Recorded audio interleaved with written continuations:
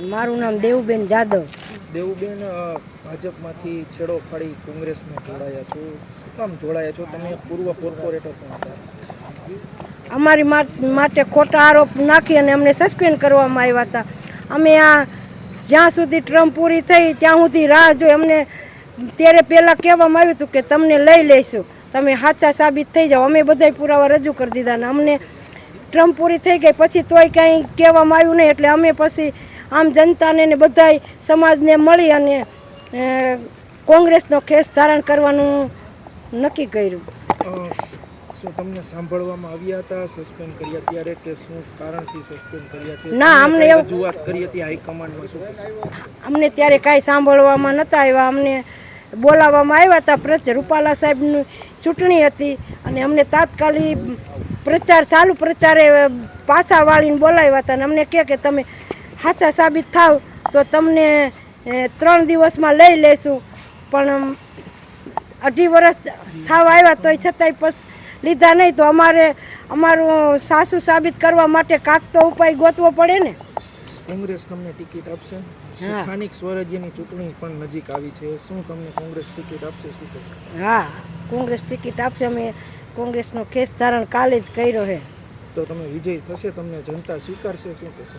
અમે આમ જનતાને પૂછી અને કર્યું છે. જનતા અમારી હારે છે અને એ જનતા જ જવાબ આપશે. મારું નામ મનસુખભાઈ જાદવ છે. મનસુખભાઈ, કેસરીઓ થોડી કોંગ્રેસમાં જોડાયા છો, શું કહેશો? શું કામ જોડાયા, શું કહેશો? પહેલાં તો અમારી માથે આ ભાજપવાળાએ ખોટા આક્ષેપ કર્યા એને સાબિત કરવા માટે જ અમે આ કેસરીઓ છોડી અને કોંગ્રેસમાં જોડાણા છે. કારણ કે જો અમે આ વસ્તુ આમને બેઠા રહી તો ખોટા આક્ષેપ અમારી માથે થાય.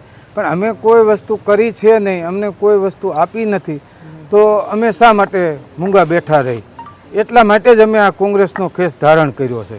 શું આક્ષેપ કરવામાં આવ્યા હતા? તમને સાંભળવામાં આવ્યા હતા કે નહીં, શું કહેશો? અમને આક્ષેપ કર્યો છે.